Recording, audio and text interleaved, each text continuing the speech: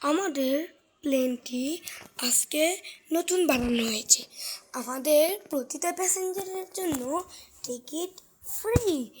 আপনাদের জন্য ticket free, কারণ এটা আমাদের প্রথম প্লেন আমরা বানিয়েছি।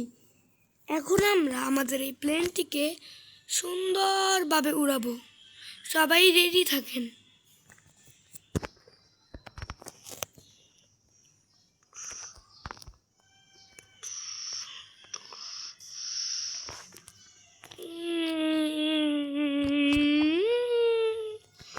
আমাদের প্লেনটি এখন যাবে বাংলাদেশ থেকে দুবাইয়ের খামিনি শহরে। এখন যাচ্ছে দুবাইতে খামিনি আল হাবিবিদের শহরে।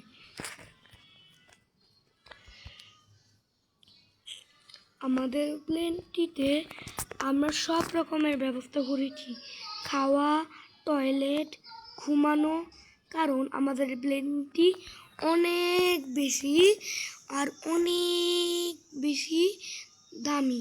এতই বেশি যে আমি 2বার বলেছি এটি অনেক বেশি দামি।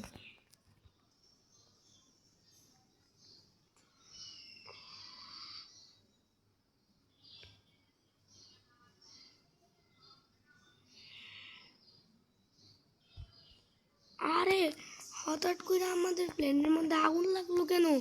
আরে আরে আমাদের প্লেনের মধ্যে আগুন লাগছে। আল্লাহ আল্লাহ, এখন কি করব?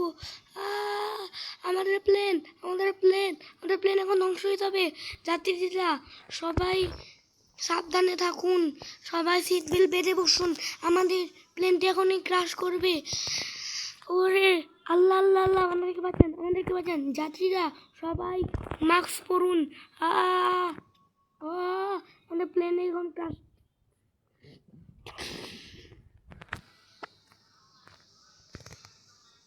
এরপর থেকেই ধ্বংস হয়ে গেল এয়ারবাস প্লেন।